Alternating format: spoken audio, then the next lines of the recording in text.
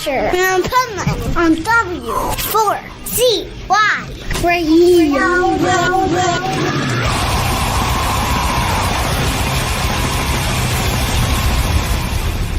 Wake up, America! It's time for the Adventures of Pipeman on W4CY.com, West Palm Beach's #1 internet radio station. Here's your host, the Pipeman. Diamonds and gold and some precious stones, preparing all of their making bones. Resignate at the king frequency. Electrifying, death-defying. If I'm too much, try someone else. This is the Pipeman here on the Adventures of Pipeman W4CY Radio.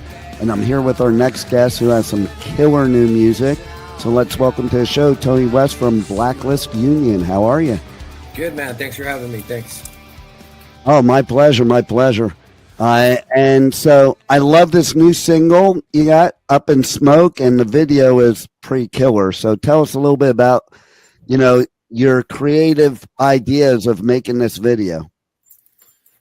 I mean, the song's about pretty much trying to stay in the moment. You know what I'm saying? And which is not a hard thing to do. I tell my kids, I'm like, it's called the present because if you can actually stay in it, it's a gift, And look at kids, like kids are in the moment all the time. Like they don't have worries about, how am I going to pay this or what happened yesterday and stuff. You know what I mean? And we were all kids once, and we all have that, So that's kind of what that song's about. And so many songs I've written about this hideous relationship thing I went through and all that. And that's partly influenced by that. But a lot of the songs, I don't know if you know, but like been to the jungle a bunch of times with the Shipibo Indians and the Amazon and Peru. And so a lot of these songs are inspired by those journeys and that, spiritual aspect of life.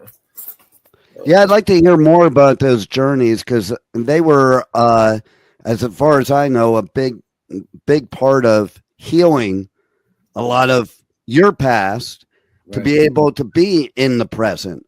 And so I want to hear about your journeys with it because, everybody has a different journey and I'm always curious, what happens. I had a gnarly, childhood. I grew up in New York and all that and came to LA as a teenager and like teenage runaway basically. And, I went through a lot of things and I lost a lot of people, man. Like my girlfriend was killed in a car accident on the road and my first wife died. And then the Back to Momo record, the fourth record I wrote with Todd Youth, who, I knew him since I was 15 and he was my good friend. And Todd did many things. He played with Danzig. He played everyone from Glenn Danzig to Glenn Campbell, but, and he died. And when he died, October 27, 2018, I was like, man, I can't let this ruin my life because, my wife's death and my girlfriend's death, like that shit ruined.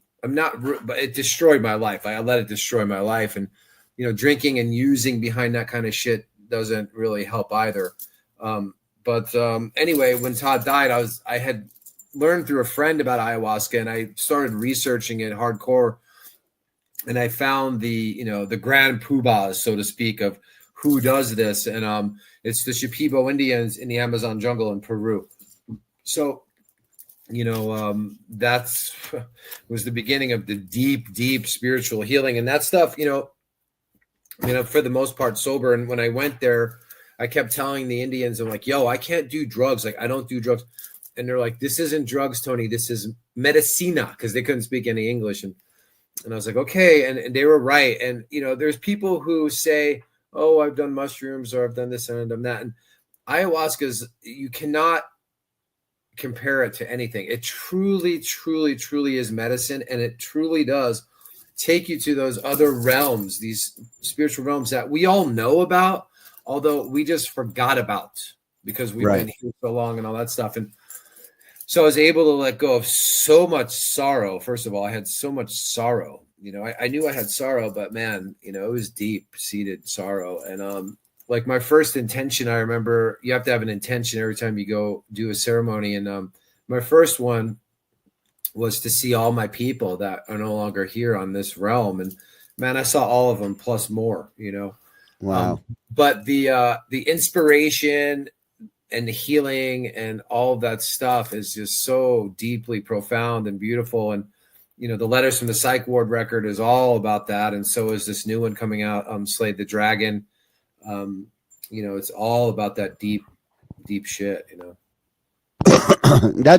That's pretty cool, man, because I know a lot of people. There's another band, and my mind's drawing a blank right now because I'm sure you know, we're doing this interview now, and Ozzy just passed. You know, which is that's just unbelievable.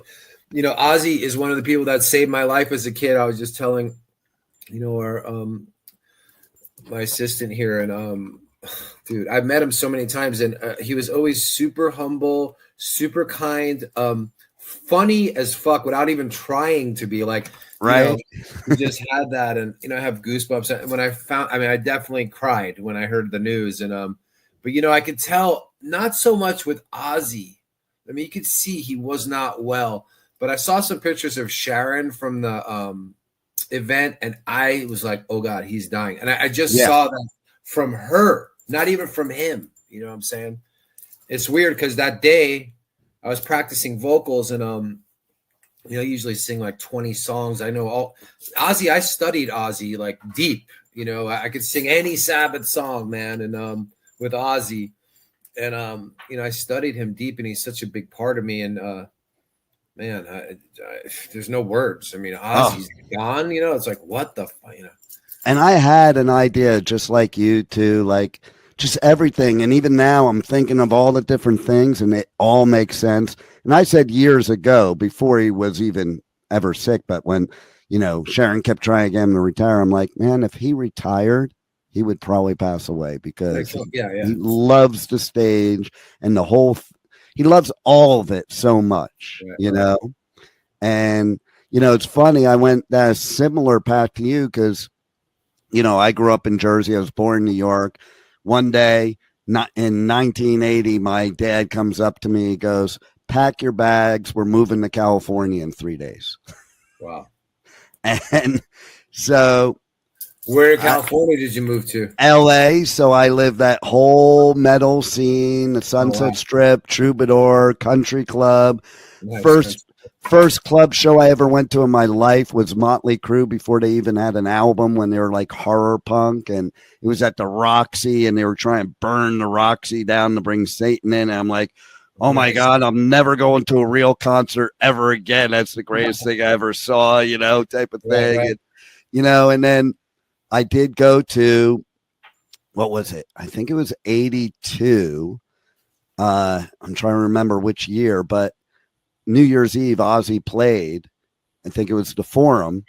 And I told my dad I was sleeping over my bro's house. He told his parents he was sleeping over my house, you know, the typical thing.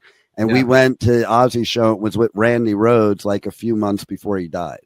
So I got to see Randy.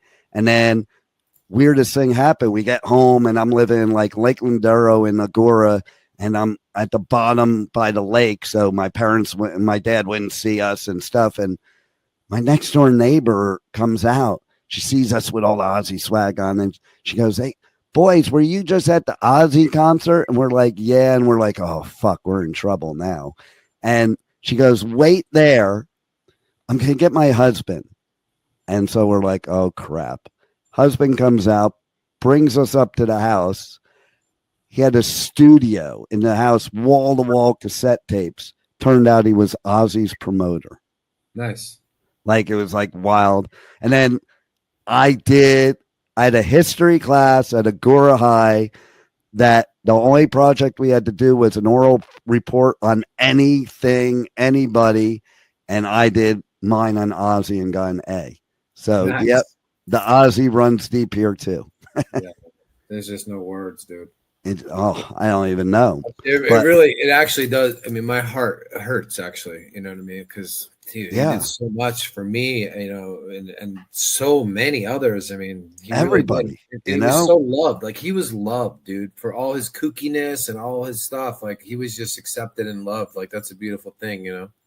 Totally. Like, who would ever imagine? Like, even you think about, him even lasted as long as he did, nobody would have ever imagined he lasted as long as he did, that all the shenanigans that he got involved in. But I think Snorting it is. ants and I know, right? I love the one story where there was protesters at his concert and he was wearing a dress and a wig and he got into the crowd and was protesting with them and shit. Like, it's so Ozzy too, man. Like, it's just so amazing. And even right down to the end with the sense of humor, you're talking about how funny he was. Like, I'm sure you saw when Sid proposed to Kelly, but before he got it out of his mouth, Ozzy's like, "You're not fucking marrying my daughter." Like, right to the kid and shit, you know.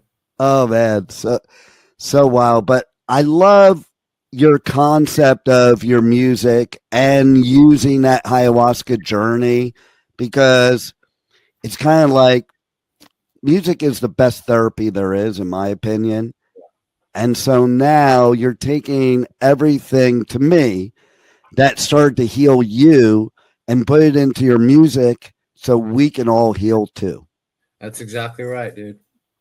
And I love your philosophy. These last 2 records have really hit harder, way harder than our previous things, because everything's a frequency and a vibration, you know, and people don't know exactly why it might be hitting them harder, but it's true. Like my friend calls it medicine music, you know, it's therapeutic. And the way I write shit also for myself is reminders on how to deal with things. You know what I mean? Yeah. Like, you know, I'm not floating away like Gandhi, and, you know, the staying in the moment thing is practice, just like music, just like yoga, you know what I mean? And some moments are easier than others and so forth. But well, I'm also a motivational speaker, and I'm a firm believer, like, it's not easy to be positive. Like, you don't just wake up and you're like that. It takes work. It's much easier to be negative, you know, for sure. I've been listening to this dude, Dr. Joe Dispenza. Have you heard of him?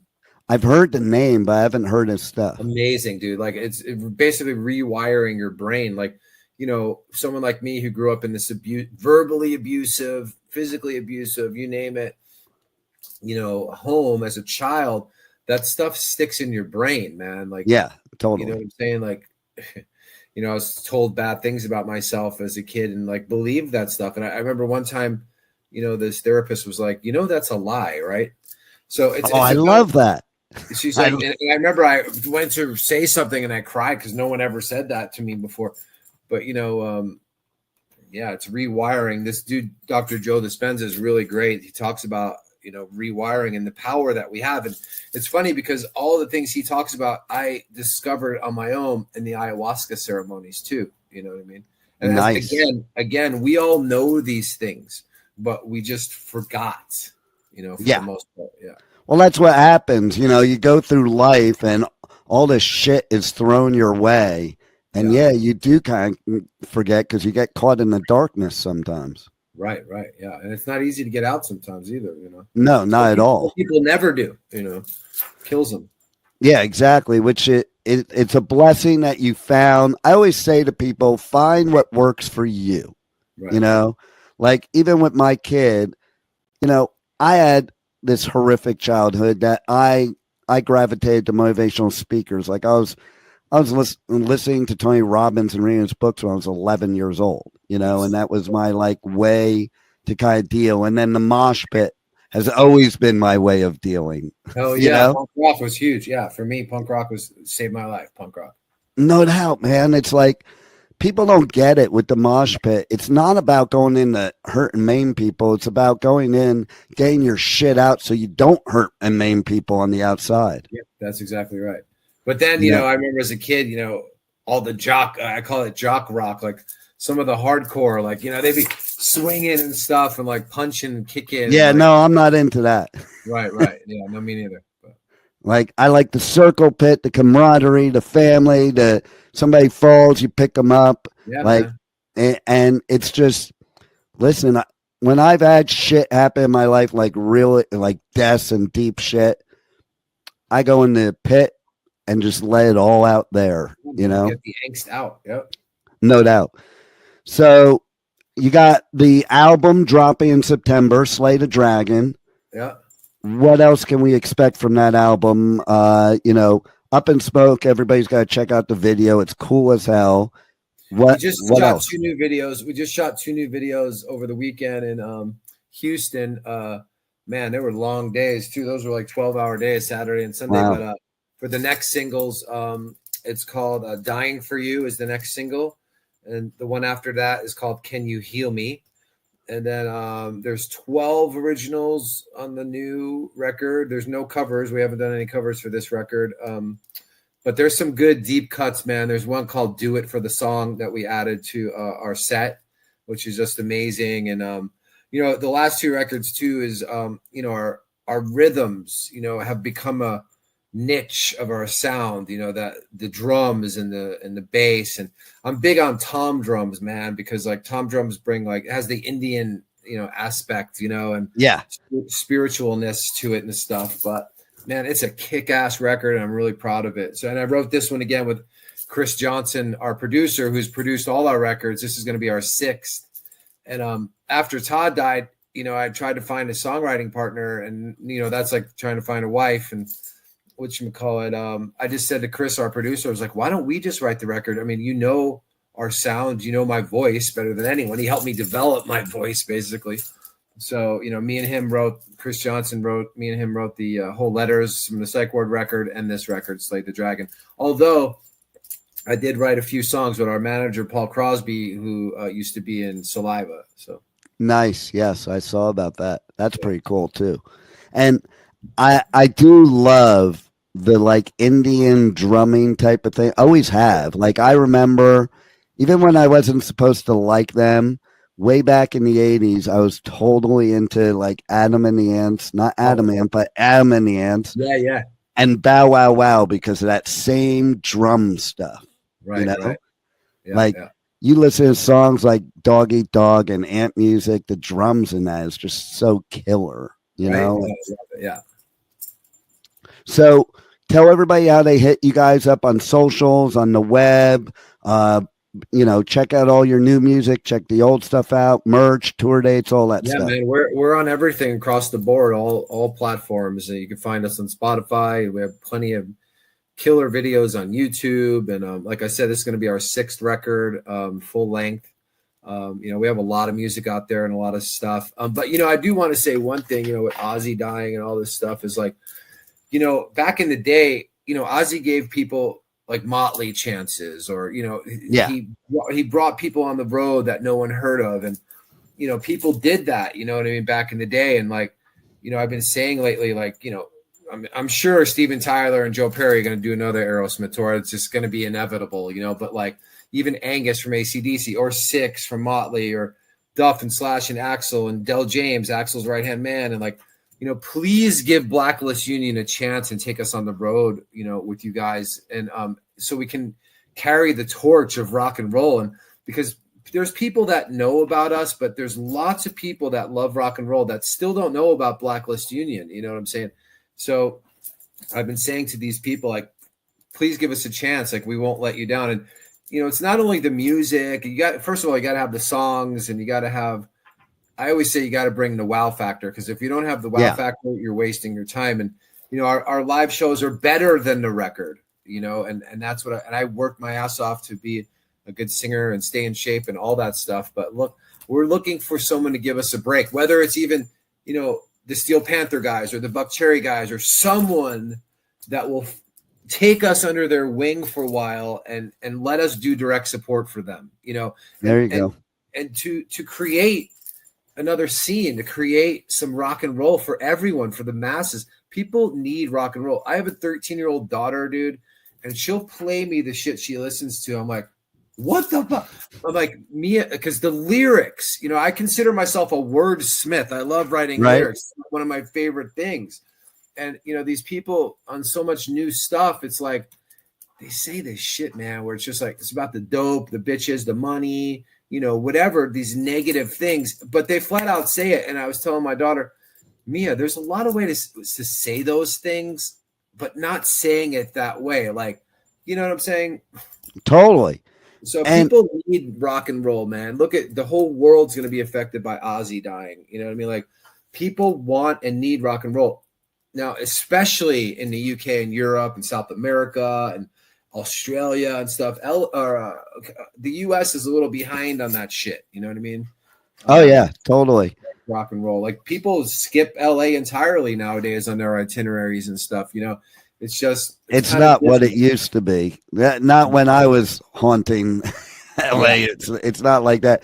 But I'll tell you what, it's wild too. To your point, so I do festivals all over the U.S., UK, Europe. Just got back from incarceration. That's why I have no voice. And and one thing I noticed over in Europe and the UK, is there are bands that I was into in the 80s that I thought were gone. And they weren't gone. They were just over there all this time because the people love music so much. And, you know, the creativity, like, of some of these bands, like, I was instantly thinking of you when you're just talking about, like, I just did Hellfest. And you have these bands like Heilung and, you know, other bands that are like spiritually based, but like have this cultish following over there. And the coolest shit, like that would probably be a good tour for you to get on with Heilung. Check them out if you've never checked them out. They're a trip. How do you spell that? Heilung. Heilung. Okay. And they put on this show, like, even if you don't like their music, they put on this show that is absolutely insane. And people over there, like, they're like a cultish following for this band, like big time, you know? And I saw it kind of in you because of watching the video and the same type of spiritual thing and with the ayahuasca and all that. Just, it all goes hand in hand. But I also do all the Danny Wimmer festivals. And so I'm going to shout out right now, in case Danny hears it himself, that he's got to check you guys out because he is the guy in the U.S. nowadays that takes bands under his wing. You know, like, it's wild. The festival I just did, which is at Shawshank Prison, a few years back, this band, okay, they did the old school shit. They invaded the festival. They, like, pulled up into the parking lot and started playing. They're called Silly Goose. Wimmer was out there when they were doing it, and they ended up playing the real stage the next day and have played a bunch of the festivals since. So I'm just putting that out there in the universe for you. Thank you, sir. Appreciate you got it. Any other last words you want to share with the listeners that we haven't covered already? Well, I mean, if you haven't heard Blacklist Union, check us out. If you love rock and roll, I always say we have a money back guarantee if you buy our record. If you love rock and roll, you buy our record and you hate it, money back guarantee. You know what I mean? And I bet you never have to do that because people I haven't had love to do it yet, no, but there's always one guy, you know. Right?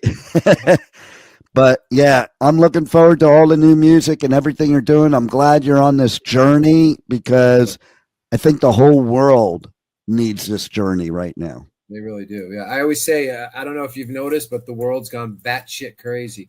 Oh, listen, from traveling to outside the country, you just realize how crazy shit is too. You know, it's funny because going to Peru, I remember the first time I was there, and like we were in these villages. I mean, to get to the jungle is like a whole journey in itself. But these villages where I'm like, you know, these people have nothing. Like they have no windows where the windows go. There's no glass. There's no doors. And at first I was like, these people have nothing, but they have everything because what they have is family and community and love, and they take care of each other, man. You know what I'm saying? Like, I was like, wow. Oh, I totally know because I go to Costa Rica all the time surfing, and I go like way off the beaten path, you know, and the people, like, they have nothing, like you're saying. A Tico house is basically it's like you're camping, you know, and they're always happy. Right. And they're always doing stuff with family. And I saw that in Bali too. Same thing. It's like, and we got it wrong here in the US, man. Oh, you know, like, I'm telling you, caught up trying to survive and pay these crazy bills and all this, the rents and the groceries and the gas and all the nuttiness, you know, and those people got it going on. They hardly have any possessions. They don't even need them. They don't care. You know what I mean? No. And, you know, the whole disappearing, like, I always thought, you know, man, I love New York and the energy and the fast pace and blah, blah, blah, blah, until I went to Costa Rica. and like you're sitting there with the whole town walking to the beach 2 hours before sunset just to experience the sunset. That's it. Yeah, see, we all lost that. Like, we lost that shit here in the U.S. No doubt, 100%. Do you live in New York now? No, I live in South Florida where it's really fucking crazy. What part? I'm in near West Palm Beach. I live on this island called Singer Island, so I'm kind of separated from the crazies. But literally, my studio's in Wellington, so I have to drive by Mar-a-Lago to get to my studio. Yeah. And there's so many people I know that they need a ayahuasca ceremony because they are batshit crazy right now, man. Yeah. You know, they do them in Costa Rica. I know. Well, that's what I was going to mention earlier, but I'm drawing a blank. There's this band. I'll know it as soon as I, like hang on. There's this band I've interviewed a couple times. I've gotten friendly with them. He owns a ayahuasca like thing in Costa Rica. Costa Rica. Oh, please let me know. Yeah. I'm going to look it up when I remember, and then I'll email you his info because if nothing else, good to connect with too, and maybe you guys can tour together since you're on that same journey. You know who's into it too? I went to see The Cult a couple years ago, and Ian Astbury is a huge influence on me, especially as a kid. And he's always had that Indian spiritual kind of flair thing, right? But I saw them play at the Greek Theater like 2 or 3 years ago, and he, in between songs, said, "I want to thank Mother Ayahuasca." I was like, "What the hell?" Whoa! Yeah, so he's hip to it. People are hip to it, and especially as an artist, like, do yourself a favor and do it, man, because it's so healing. And we're like instruments, we have to stay in tune. And I always say, like a drain, for instance, if a drain is clogged with like hair and all this shit, the water stops flowing, right? So if we're clogged up as humans with sorrow and pain and regret and remorse and resentment and all these things, we can't be a proper flow of energy, because a true artist will tell you, it ain't about me, man. I'm just a channel. You know what I'm saying? But how the hell am I going to be a channel if I'm clogged up with all this pain, dude? No doubt. You can't be. And then, that's a whole rabbit hole, but then people take meds or whatever. Like that's a whole thing, but I don't fuck with anything. But I'd rather do stuff like ayahuasca than any big pharma shit any day. Yeah, fuck that. I always say, and this is from my experience, I know people need it, and I'm not a doctor by any means, never played one on TV either. But my experience has been that the pharmaceuticals are worse than street drugs, dude. And that's no doubt.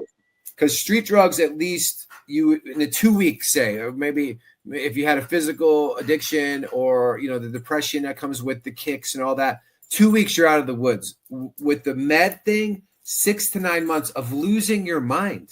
Yeah. And that shit happened to me twice, and I'll never ever ever do anything like that again.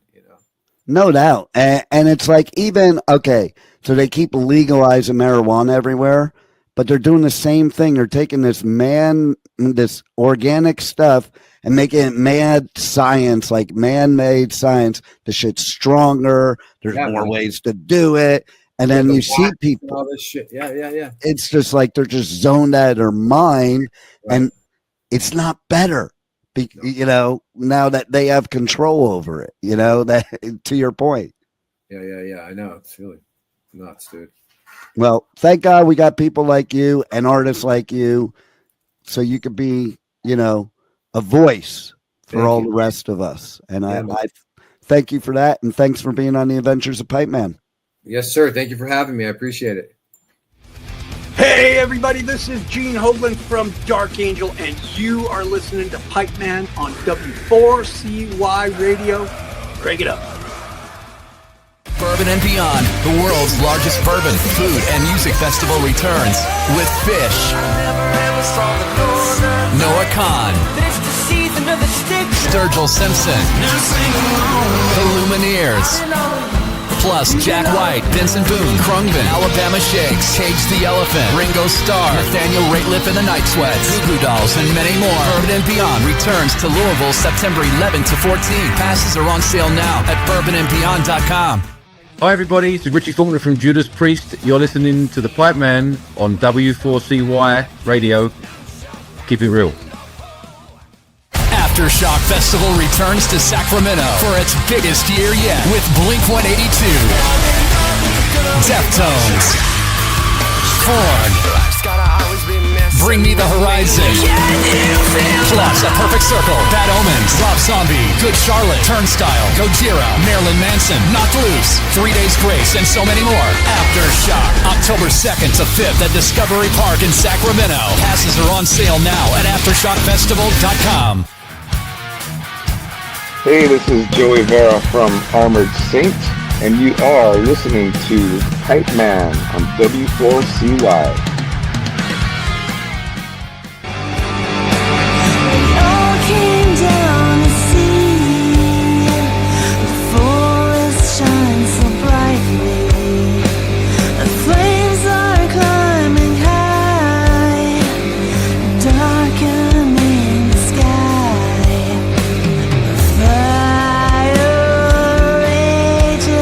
This is the Pipeman here on the Adventures of Pipeman W4CY Radio, and we have somebody really cool for our next guest with some great new music that I love what it's about. So let's welcome to the show, Doll. How are you? Good. Thank you so much for having me. Oh, my pleasure. First, before we get into a new song, I just want to say your cover that you did of Smoke on the Water is absolutely killer. I kind of got like a doom metal vibe. Yeah, there is a bit of doom metal. Definitely down-tuned quite a bit. I think it's down-tuned to like C, a drop C. Yeah, no, absolutely. A bit of a doom vibe for sure. Mm-hmm. So that was pretty cool. But Shark Bait. Now, you know what I love about that? Okay, so I love the movie Jaws, as I know you guys do. So I have a trivia question for you. Okay. Okay. Let's see. And I'll give you a hint. Okay. I'm from New Jersey originally. Okay. So that movie is not based on Long Island. Do you know what it's based on? Yeah, I heard that I think it was filmed in Jersey, right? Well, it wasn't that it was filmed in Jersey. It's actually a true story that they made fiction. Okay. It's not about a great white. It's actually about a bull shark. Right. And it was a bull shark that attacked a family in the Manasquan River, not even in the ocean, in New Jersey. Oh, wow. Interesting.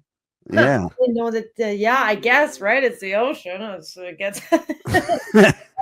we were swimming up in the lake in over here in Canada, Ontario, and there was like big snakes, black snakes in the water, like this. Whoa.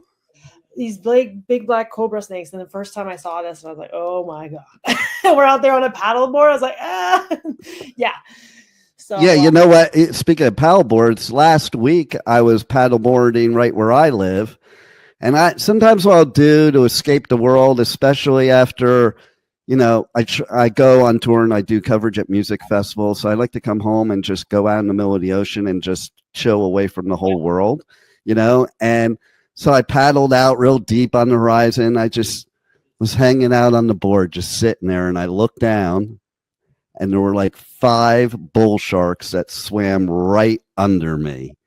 And I was like, okay, maybe it's time to go in now. But they didn't even notice me. It was like they just swam right under me. Wow. I didn't know that there was that many over there. You wouldn't expect that, right? Well, I live in Florida now, and we have more shark attacks than anywhere in the world. It's known for that. Like there's up north of me, New Smyrna Beach is known as like the most shark attacks anywhere in the world on the regular. Wow. And probably crocodile too. When we were in Florida, I was like crocs everywhere. Yeah. Well, you probably saw the alligators. Yeah. There are crocs too, but they're in like south. But yeah, but the alligators are kind of chill. Like when you're not from an alligator area, like I wasn't when I moved here, it kind of freaks you out. But now I know I could just walk right by them and they don't even acknowledge you're there. Okay. You know? Interesting. Yeah, no, for sure. As someone from Canada, then you don't see that every day. No. But in the same token, I'm not running into a Kodiak bear either, or a big brown bear or anything like that. So, it's funny how that works. Like when I was in Jersey, I hated when I came here, I was like, oh my God, alligators. But now that I'm here, I'm like, well, there were a lot more wild animals up there that I was worried about too. So it just doesn't matter where you are. There's wildlife everywhere. Yeah. Exactly. And hopefully we keep it that way, to be honest. Okay. Yeah. So tell us about this new single, Shark Bait, and why you guys are so into Jaws that you made a song that references that story. Yeah, no, obviously big fans of the movie, and it's cool. It's the 50th anniversary this summer. It coincides really well. We just kind of started off with like a fun kind of hardcore type of riff. Like we love a lot of the new bands coming out, like Scowl and what Emil and the Sniffers and Gel and things like that. And then I don't know, like it just all came together very quickly, and it was like wanted to do something catchy and quick with the chorus. There was Shark Bait, and we're like, let's just go with this theme and make it super fun and funny. And when we've got a music video coming out for it, and it's probably the dumbest music video that you did.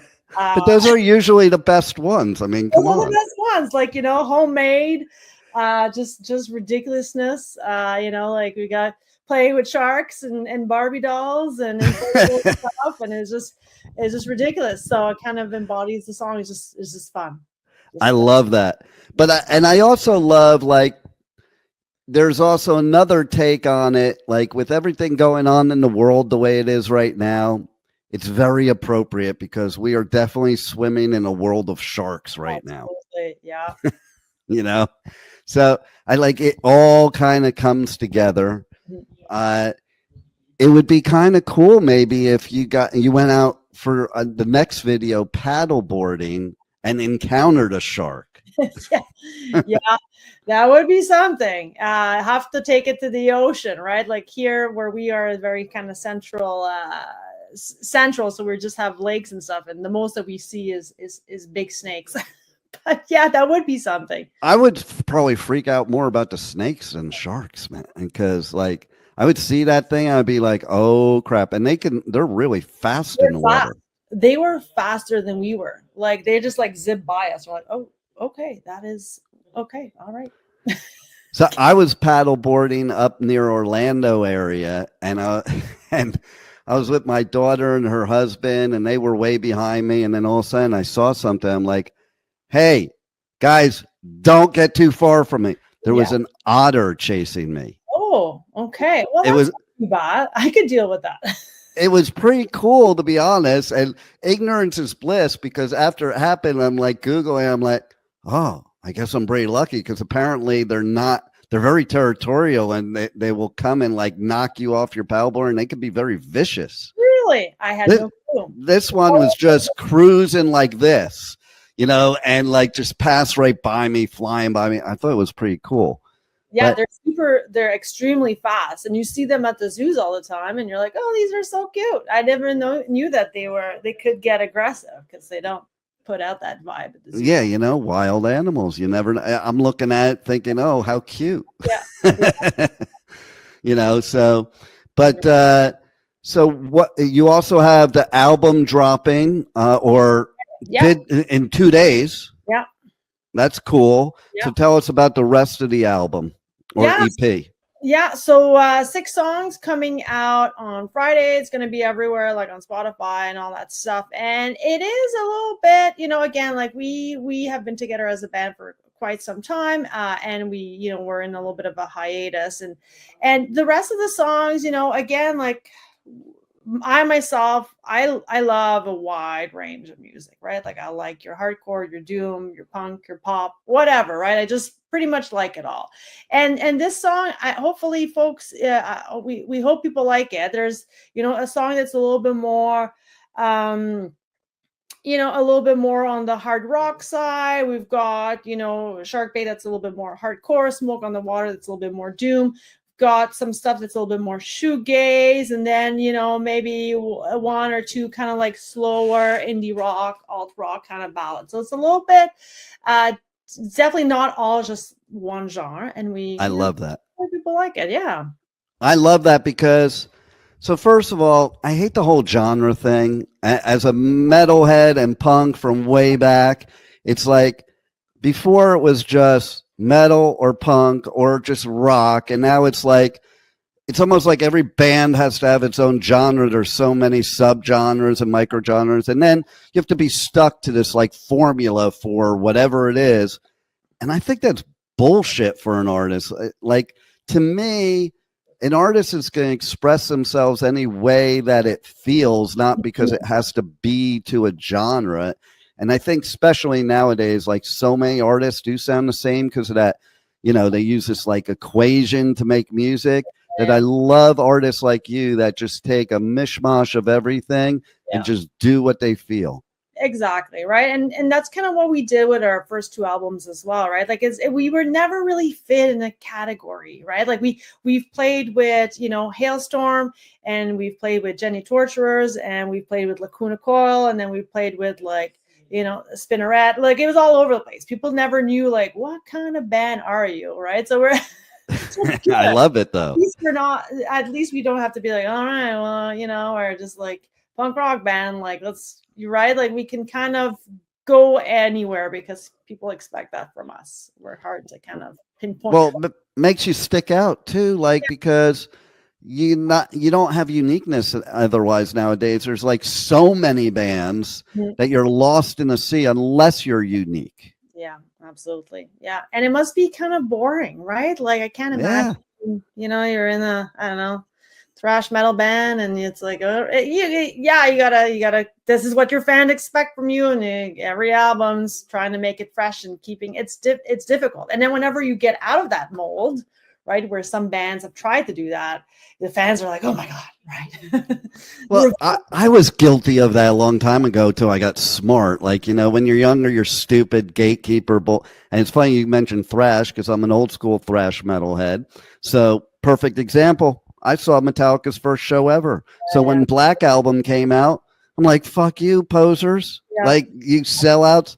But now they're still my favorite band. And like, as you get a little older, you start to realize, as an artist, it would be kind of boring, to stay a garage band, number one. And don't you want to get better at your craft? Like, Hetfield talks about how the San Jose Sharks use Seek and Destroy as a theme song, but they use the original version. And he's like, why did I use that version? My voice sucked then. I'm a much better singer now, and we have a newer version they could use. And like, I can see that. Like, why would you want to stay a beginner or an amateur, or as you grow through the years, you're going to get better at the craft. And like Ollie from Bring Me the Horizon said in an interview when they were giving him so much crap about how much they were changing their music, he's like, why do I want to write the same song over and over again? And then when you look back on it, you're like, oh my god, like that's that's the spirit is obviously different album, but it's great, and it's melodic, and you could see the evolution, right? Okay, wow, there's clean vocals now, and there's this, right? So I think it always shocks folks a little bit at the beginning, but then give it 5-10 years, and like, oh yeah, the Black Album is a great album, right? Right, exactly. And when you think about it, it's like, well, it was definitely much better musicianship and much better songwriting and stuff like that, but when you're that loyal fan from the beginning, it's like we have a hard time letting you grow. It's kind of like parents trying to let their kids grow up. Yeah. And, as individuals too, like we all our musical tastes evolved too, right? Like I still love a lot of the stuff that I liked when I was a kid. Like I was a big fan of the Riot Girls, and I still love L7 and Lunatics and all those bands too. But you can't again, like my kids are big into K-pop now. I don't mind K-pop, right? So you kind of like, all right, well, we keep listening to a lot of this stuff, and you kind of start expanding your horizons a little bit as well. Totally, 100%. Is there anything else you want to share with the listeners about your music or anything you got coming up in 2025? Yeah, no, we're just again very excited to be releasing the EP finally on Friday. Follow us on. Be able to listen to it on Spotify or all the platforms that you usually go to, and then keep an eye out for our very silly music video Shark Bait. I hope you like it, and just looking forward to people to hearing it and commenting and letting us know what they think. Nice. And how do they connect to you guys on the web, on socials, and all that stuff? Yeah, we're everywhere, right? Like we're on Facebook, Instagram, all Bandcamp, all that good stuff, YouTube. It's so hard to be a band nowadays. Like in the old days, it was like you didn't have to do all that work. Yeah. Now you got to be everywhere, right? And then we're like, should we be on TikTok? Nah, I don't know. I don't think so. I think you should start maybe with this new video because silly stuff works on TikTok. Yeah, maybe we'll do the shark dance. Yeah, exactly. You could start a whole trend. Look at that. Shark dance. There we go. It was really popular for baby sharks, or who knows? Yeah, see, it could happen. And look at what happened. Speaking of Bring Me a Horizon, look at what happened. Can You Feel My Heart? Like, what was it? 5 years later, all of a sudden it's trending on TikTok. So you just never know. Yeah, so Fleetwood Mac, right? They had the big resurgence as well, just because of that. Yeah, it's funny. No doubt. Well, you guys rock, and everybody needs to check out the new songs and the new EP in 2 days. Better Days, Different Times. And thanks a lot for giving us great music, and thanks for being on the Adventures of Pipeman. Sounds good. Thank you so much. Have a good one. You too. Bye. Thank you for listening to the Adventures of Pipeman on W4CY Radio.